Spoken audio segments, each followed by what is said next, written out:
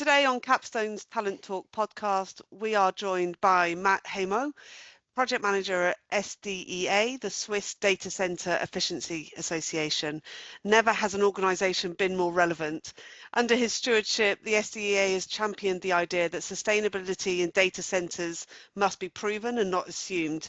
Today, we'll dig into Matt's views on what true data centre sustainability looks like and how the industry must evolve beyond token green credentials and what holistic strategies actually work in a world racing towards ever greener and greater computing demand. Matt, lovely to have you with us. Thank you so much for joining us. Great to be here. Thanks so much for having me. No problem. So talk to us about your career. We always focus on the person initially and find out how on earth you ended up in the data center world. So maybe you can give us a rundown of your career. How much time do you got? Oh, all the time in the world. Okay, good. So maybe for starters, I'm not a big career guy. I never had like a career planning. I never had any kind of idea where I'd be in 5 years. So it's total coincidence that I landed in the data center industry. I originally, after school, wanted to study economics, but then coincidentally found a job as an intern at a local radio station and ended up working in journalism for 15 years, first in this local radio station from intern to editor-in-chief, then went to the public broadcasting company, worked there for 7 years, and then mid-30s thought, okay, what do you do with your life? You know, you had 15 years. Journalism was never, I guess I wasn't born for that. It was always good fun, but I thought, what else can you do? And then I was also switching cities in Switzerland, went to Zurich, looked for a job there, made the obvious switch from journalism to communications, worked for a global strategy consultancy, built a communications department, then took over marketing. And the last about 2-3 years, they called it moonshots, like the main topics of this company to sell projects to clients were AI and sustainability. And that's kind of what my first touch point was with those topics, of course, then from a business perspective. And when I thought I needed to do something new, something maybe more meaningful, that AI and sustainability stuck with me, stayed with me. But it was in total coincidence that I found this SDEA. They were looking for someone like me to drive this. And now I'm still kind of in the AI and sustainability world, but from a different perspective, now really with the focus to make sustainable AI or make AI as sustainable as possible. Wow. That's about it. So, and when you made that transition, Matt, at the advisory firm, at the consultancy firm that you were at before, was there a huge amount of support there at that point? Because you're going from the kind of broader communications piece and then actually working on these moonshots to do with AI and sustainability and so on. Was there a lot of support in-house for that in terms of, okay, well, you could need to make that transition in terms of, I guess, your knowledge around that sector, and you might have had some of that inherently in terms of your own interest, but actually from a development perspective and learning more about that, was there a lot of support there that kind of enabled you to kind of really dive into that? You're talking just about my previous company now, right? Yes, correct. Yeah. I would say yes. I mean, the previous company it's one of the world's largest consulting companies. They have a huge apparatus of thought leadership people, of research people. So you basically have the knowledge of the world at your fingertips. We have a great portal with insights, with data, with facts. So that certainly helped to build some knowledge around the topic. Again, more from a business perspective, more like what can companies do with AI? How can they implement it? How can they get more efficient, more profitable, whatever? And when it comes to sustainability, there was a great sustainability team globally working on all things biodiversity, energy efficiency, which we're going to talk about here, I guess. So yeah, I would say yes. I was lucky to work for a company that really had the means, really had the people to build a huge research and knowledge hub around the topics that we then ultimately had to convince clients that they're the right topics for the important topics. And what drew you into?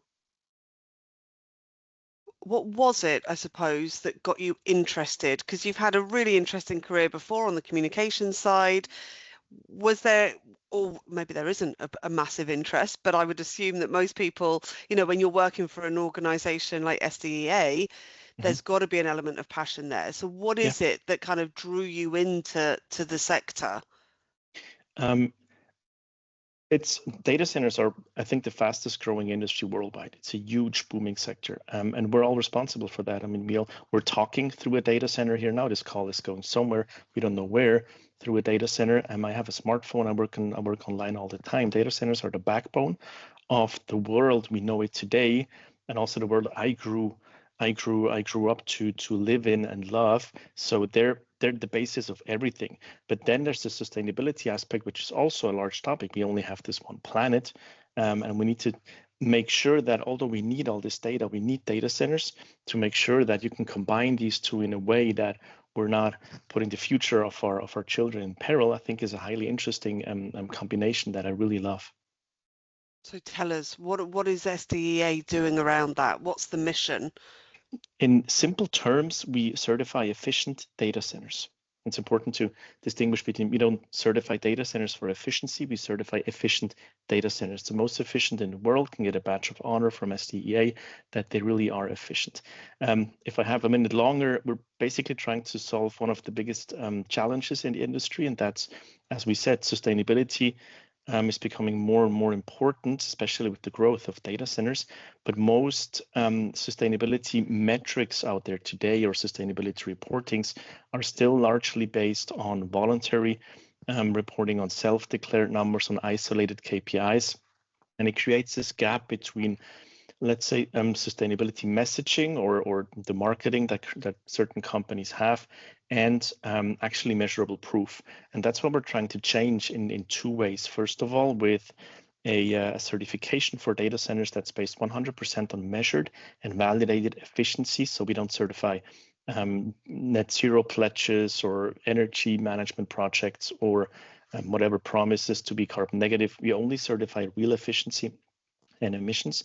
And also we tried to create, or did create, an integrated index, like a comprehensive view of efficiency. So not just data center as a building with 4 walls and that's it, but also a data center as server, storage, network, how well they're utilized, also the CO2 footprint of a data center.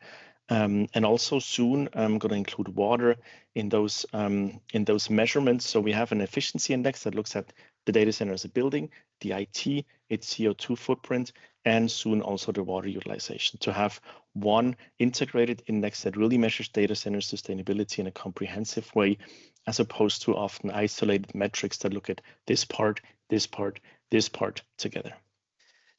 So can that be more challenging for a legacy data center, one that's been up and running for a while, in terms of how well that can meet any of those metrics, just by virtue of the fact of how it was constructed in the first place and so on, as opposed to those that are being designed and built at the moment?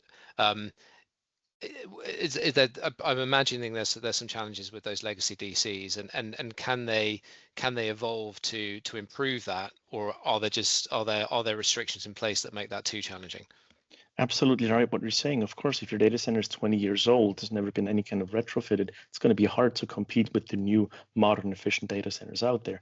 That said, one of the first data centers in Switzerland we certified was a data center of our national telco provider, Swisscom Herden is it called. It's one of the oldest ICT buildings in Switzerland. It was built, I think, in the 60s or the 70s. It's an old, massive and protected building. But it's one of the most efficient data centers because they did invest in, at some point, refurbishing everything, retrofitting everything, modern cooling. So yes, it's of course possible, yeah. But on the other hand, I mean, if you do operate a 10, 15-year-old data centers and your efficiency is far off what's considered efficient today, then we don't feel bad in telling you you're not going to get our certification because your operations are not efficient, which is, it's not that we're saying you're doing it wrong or it's bad. You just don't get our label for efficient data centers. Now you can still be highly profitable and say, it's okay, I leave it for 5, 10 more years, everything's still up and running, and then I look into investing into whatever. But yeah. And does your sorry, Oli, go on.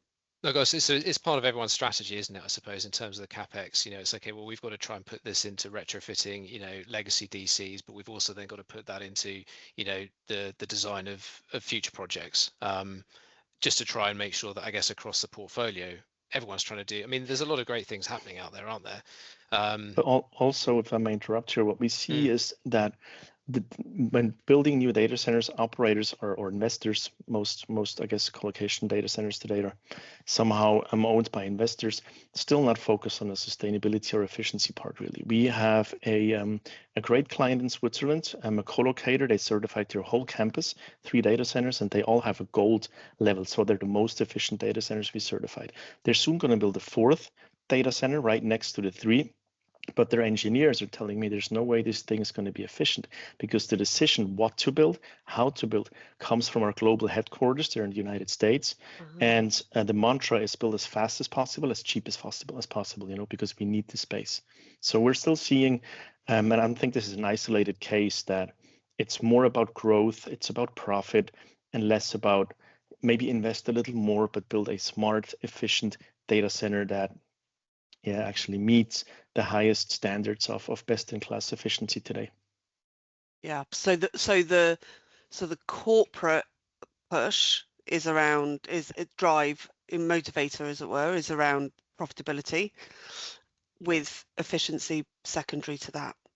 Which is not, I'm just I don't want to be misunderstood. It's not wrong. I mean, data center operators, it's a business for them. Of course, they want to be profitable. Absolutely. What we're trying to push is the narrative that if you invest a little more in the beginning, it maybe takes a little longer to build, but you take the efficient materials, you take the more expensive stuff, you know, the return on investment in 1-2 years will be much higher than if you build cheap. You know, more efficient means less waste. It means, when you talk about the IT, less servers, less energy consumption. It all saves you money over a certain period of time. Of course, not right when you invest. Yes, you might have to pay a little more, but the return on investment is there. So we're trying to push the message that sustainability and efficiency does not mean less profitability in the long run.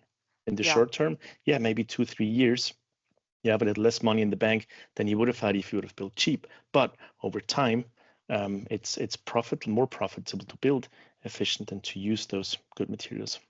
And who's a brilliant example of showing that profitability and sustainability and efficiency aren't mutually exclusive? Who would you say is doing it really well?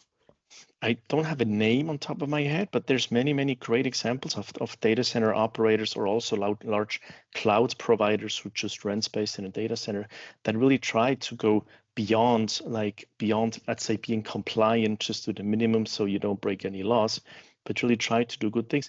Over the years that I've been in this industry, I've seen some fancy, cool ideas, like using waste heat from a data center to heat a shrimp farm. You know, might be anecdotal, but it's just, let's try to do something with it. You know, or there's green data centers, not as in green energy, but they actually have a green roof and they're planting plants on there and vegetables for their employees. So there's some super cool ideas, which of course, it's not a business case, you know, but there's good ways of making sure that we make those data centers, which are often not very attractive, you know, a little more acceptable also to the larger public. When it comes to the business side, again, I don't have a name on top of my head, but I think anyone that does this exercise, is honest about efficiency, about reducing energy, will see pretty quick how much just 1% reduction in energy will lead to when it comes to costs. Especially in Switzerland, we don't have the cheapest energy prices, and a data center quickly uses a gigawatts of energy over a year. You reduce this by even 0.1%. You're talking tens or hundred thousands of pounds, francs, dollars, whatever, pretty quick. Yeah, I mean, I mean, we've obviously got that challenge in the UK, you know, in terms of the cost of energy, as opposed to, say, the Nordics, for example. And, you know, I suppose one could argue in terms of how efficient some of the data centers are, perhaps in the UK versus in say, the Nordics. I'm sure, you know, there are cases on both sides where some are more efficient than others. But you're right. If you can bring some of that bottom line down from energy spend, that makes a massive difference. So that alone is obviously something that, you know, from a business case perspective is something to strive for. That's just the building perspective. I mean, we also, as I said, we also look into the IT, and the IT is a little, let's say, different, because a data center operator has no insights into the IT. It's their client's IT. It's banks, governments, pharma, SMEs, you name it, you know. But the biggest, I think, savings potential is in the IT. The global average server utilization is estimated to be between 12 and 18%. 12 and 18, not 80, 18. So there's a like they're massive IT stacks that are over provisioned and underutilized. If you have 1,000 servers and they're running at 10% capacity, if you can just optimize that to like 40%, imagine if you can get rid of 500 of your servers. 500 servers times average enterprise server 10K, that's already 5 million. That's without the energy you save, licenses, software, and everything. I think the IT is the biggest savings potential in a data center. But often when we talk about data center energy efficiency, the IT is excluded because it does not belong to the data center operator. So we're still kind of thinking in those silos in the industry. And how do you, as an organization, approach this? Because obviously you have a certification that's award. How many certifications are there? How many data centers have your SDEA certification? Since we started, we delivered 10 SDEA labels, 10 certifications. Wow. Okay. Small number. It's a small number. There's two ways of seeing it. I mean, as I said, we do certify efficient data centers. You have to prove your efficiency with a full year measurement. So it's by design. It's hard to get this certification because it's based on real and validated data. But of course, there are many more who absolutely would qualify for this certification but are hesitant because it forces them to be transparent, to not just talk about their efficiency, but actually prove it with measured data.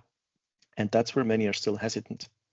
And are they certified? What of those 10? Are they all in Switzerland, or are they Switzerland and the EU? In the EU, we started in Switzerland. The first 2 years when I was here was basically only Switzerland. Then we started to go more and more international because we realized that we're solving a problem that's not a Swiss problem. Our KPIs are universal.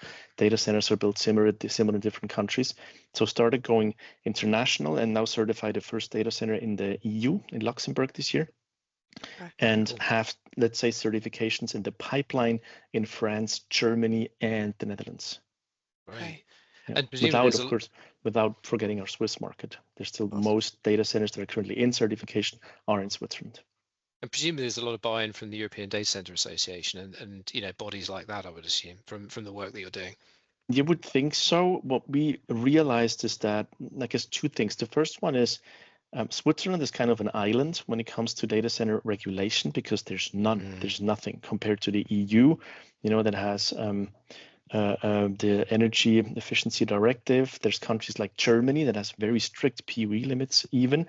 I'm not sure about the situation in the UK, but I think there's regulation in place or coming or planned. You can enlighten me on that.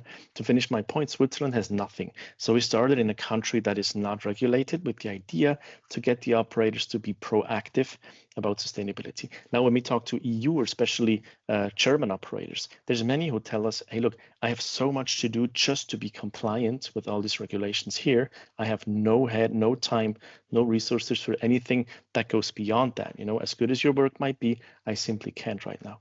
And then there's also the other, mostly associations that say, look, we need to work with standards. We need to work with international standards, ISO and EN, to make sure everyone's on the same page. And we do differ from those standards in that we created an integrated index. For example, when we talk about the building efficiency, we take a standard that's called power usage effectiveness, PUE, but also include heat recycling in that, include on-premise renewables. So we kind of have our own, not standards, but our own way of measuring efficiency. And when it comes to the IT, we have a completely proprietary index because there is none. So there's the side, we don't have any resources for what you guys do. There's the side, we love it, but as long as the standards are here, we need to adhere by them. And then there's a small part that says, brilliant what you do, let's work together. So in some countries, for example, that baseline of compliance actually is quite efficient, depending on the kind of the regulations that are in place there. So say Germany, for example, I suppose their baseline of compliance could actually be pretty efficient in terms of your metrics and standards. Yeah, absolutely. I mean, Germany has the law dictates PUE limits, which we think are, the law is a bureaucratic monster. I don't think anyone's happy with it, but it dictates PUE limits. I think it says for new data centers starting in 2026, you need to have a maximum PUE of, I think it's 1.3. That's already very, very efficient and hard to reach, especially for a new data center. I believe the law says you have like 2 years to fill up your data centers, but that's very challenging. We talked to not an operator of data center, but to a large company in the financial institution sector in Germany. They said we currently have our own data center for security reasons. We want to have things in-house on premise. But the data center is around PUE of 1.8, 1.9. And he said, according to the law, in 2 years, I have to get it down to 1.6, which I'm not going to reach with this infrastructure. So I would have to build a new one. But then I have to have a PUE of 1.3 with a new one. That's even more unrealistic with what I'm running in the data center. So there's challenges in the industry that will have to be solved somehow. Yeah. Even though, yes, the baseline is very, very efficient, but you know. So if you think about that, obviously that you got the traditional FLAP-D markets, what are your views from an efficiency and sustainability perspective about the emerging markets across Europe in particular, which is obviously more relevant to you than maybe some of the other emerging markets? So, you know, from an efficiency implication. From an efficiency standpoint or efficiency, let's maybe talk sustainability, because you can build the most efficient data center in Saudi Arabia. It's no problem. But from a sustainability perspective, it is smart to build data centers where you have low carbon energy, which typically is the Nordics, where it's cooler, where you don't need as much energy to cool. From a sustainability perspective, that's the Nordics should be where you build data centers, or the Nordic, what is it, Nordic Circle? That can be, not right now, but that could be anything that Siberia, Russia, the Nordics here, Canada are highly interesting. You know, from a sustainability perspective, building a data center in, I mean, Dubai, Qatar, the Emirates are coming big with AI, with data centers. Are they really going to be efficient? Maybe yes, but good for the planet by the amount of cooling that is needed in a 40 degree climate. Not sure about that. Yeah. Cool climate, renewable energies, you know, make for data centers to be less polluters than they already are. And do you do a lot as an organization around education of, but by education I don't mean that in a patronizing way, but literally education and informing the data center sector about what efficiency and sustainability really means? You could and argue, how's that received? Sorry. Yeah, you could argue, I mean, going back to the few certificates we've delivered so far, that we are basically running a subsidized market education campaign. Yes, with this like comprehensive approach that we have, and trying to get the industry to not just look at the data center as a building, but also the IT in there, actually, where the energy goes. We are running an education campaign. Yeah, we're speaking at many events. Have talks afterwards with people telling us, wow, that's a really cool idea that you have there, never thought of that. So we really are kind of running an education campaign. Yes, not when it comes to the data center side. I mean, we can certify, or a data center operator can get just this building certified by us. They know what they're doing. They know their efficiency. They have their metrics. And data center operators, they are mostly optimized for efficiency, simply because for them, energy is money, and they want to spend as little money as possible.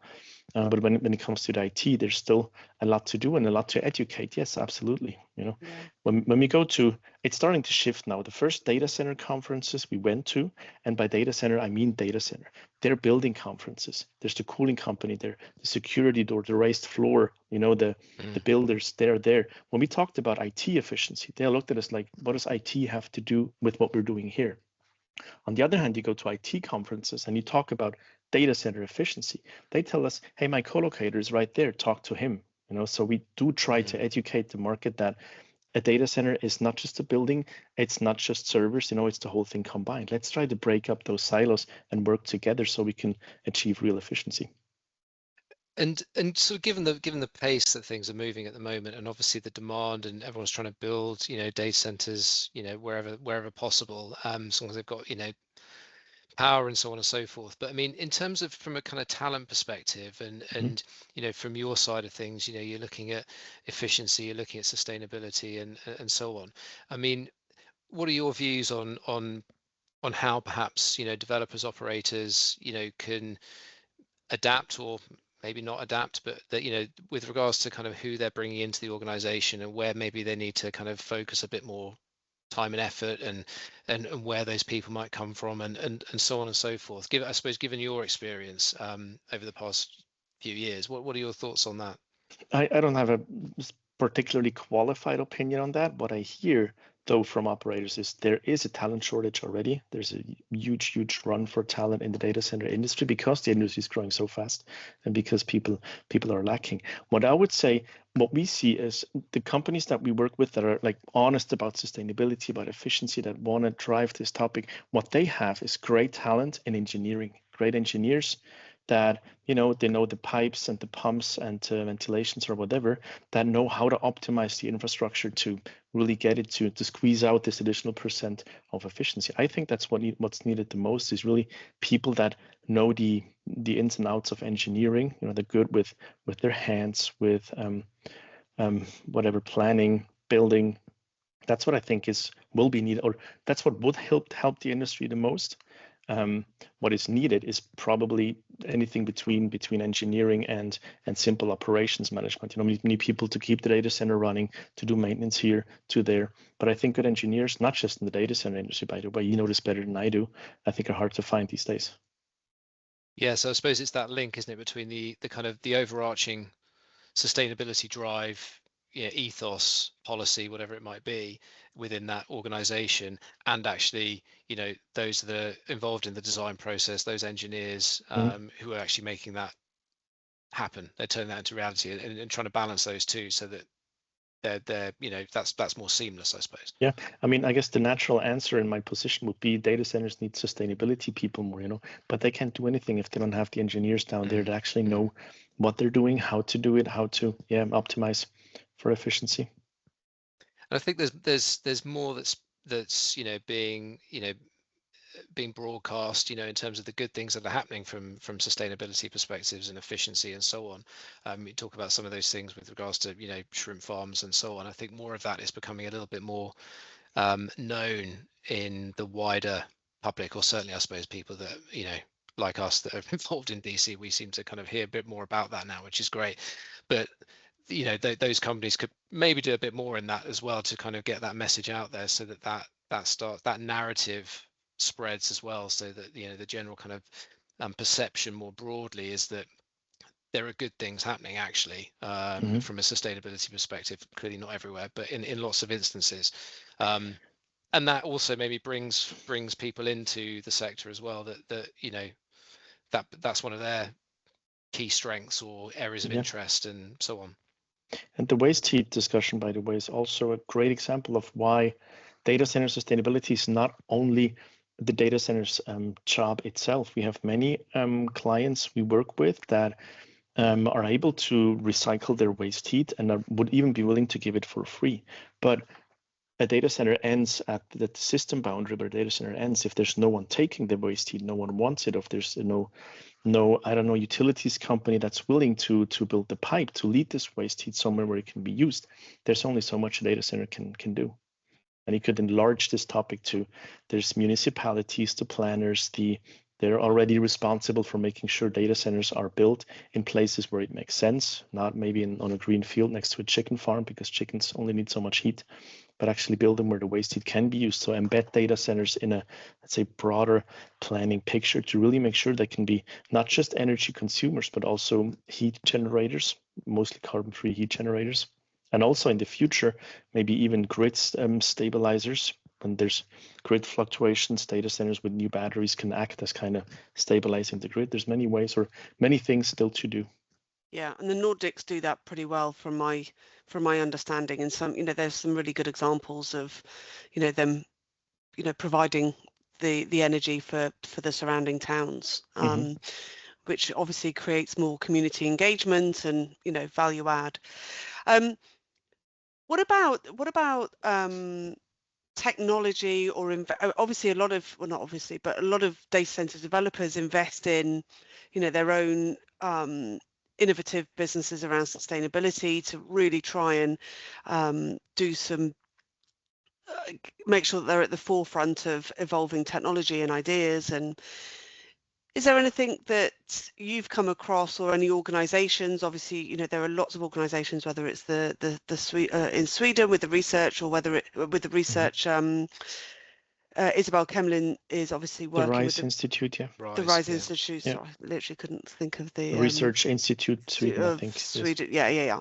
Yeah. And they're doing some really, really interesting stuff Yeah. over there. And we've had some great conversations with Isabel. And then you have Pure, who have obviously got they've got Natural Earth that they're investing in to get some real innovation around sustainability and efficiency. Yeah. Are there any kind of organisations that you particularly rate in terms of what they're committing to, what they're creating, what they're sharing, the impact they're having? All the ones you mentioned are great examples of organizations, institutions trying to, let's say, go beyond what we do today and find new ways to be more efficient. You could also mention a company like Enlighten. Enlighten is a European colocation or edge colocation provider. They developed their own metric when it comes to carbon-free energy, CFE, for example. I think anyone that is trying to do more than what is absolutely needed is a great example of someone that actually wants to go this extra mile, or wants to be honest and wants to really be sustainable. There's many great examples like the ones you mentioned. Yeah, and not grading or rating them, but anyone that tries to do something, I think, is highly welcome and is absolutely needed. Yeah. And I guess, as you know, given what you're involved with, and I guess, you know, the companies that you're working with and what you see in terms of the next kind of 12 to 24 months, you know, that kind of timeline, maybe it seems like perhaps looking too far beyond that can be a bit of a challenge, but is anything that you're particularly excited about from your perspective that you can kind of see that people are trying to integrate, people are trying to put in place, or just, you know, beyond that you're excited about in the sector as we look over the next couple of years? I don't want to be doomsday prophet here, but that is a tough question, honestly, in my situation. I'm kind of, well, of course, excited to see where this industry goes, but also kind of scared of how fast it's growing, how fast we're going blindly without like looking at the consequences that this causes. Hard to find anything I'm excited about, honestly. What are you worried about? What are you worried about? Yeah. The growth of this industry is massive. You know, I just read an article before about Ashburn, Virginia, I think the coolest town in the world because that's where the internet lives. I read something like 70% of all the internet goes through Ashburn, Virginia. Super small town, you know. I mean, I guess filthy rich now because all those data centers pay taxes there. And if you look at Ashburn, Virginia on Google Maps, it's full of data centers. It's data center alley. But energy prices for the people there have gone up 30%. You know, their water is getting scarce and things like that, where I say, yes, I mean, we're from the industry. We're not activists, even though we're the efficiency guys. We're from the industry. We need data centers, I said at the beginning. But at what cost? Where are we going? And that's just the infrastructure. Then it's the whole AI topic, ethical AI, sustainable AI, you name it. Where is AI going? You know, that's what I'm worried we're being too excited. There's also maybe this narrative pushed by companies that invested heavily into AI, that AI will save the world, which they have to promote, because if they don't promote that, no one is going to invest another 100 billions into their model. But I think we're kind of flying blind right now, and I'm a little worried where it leads us. So we need to try and get things right as best we can. Maybe take stock, see where we, or take stock and see where we are today and what's really needed. I mean, we talked about IT usually being underutilized, you know, just make sure that what we have today, we utilize this enough, then maybe we wouldn't have to build, I don't know, I think the International Energy Agency says energy consumption in data centers will double till 2030. I mean, that's a lot of energy being used. Are we sure we really need that? And I'm not even talking about how we then use AI. I mean, cat videos or whatever, that's like the bottom line. But really, everyone, like, are we really going in the right direction with all this growth and all about growth and more and more and more? Yeah, there's some value in slowing down to then speed up, I suppose. I believe Taking so. stock, yeah. Matt, this has been a really, really interesting conversation and such a valuable perspective for our industry and everything related to it. So thank you so much for your time and for sharing all of your insights. Great We really pleasure. appreciate it. Thank you so much. It's been a great pleasure. Thank you. Thanks, Matt. That was brilliant. Thank you. Thank you.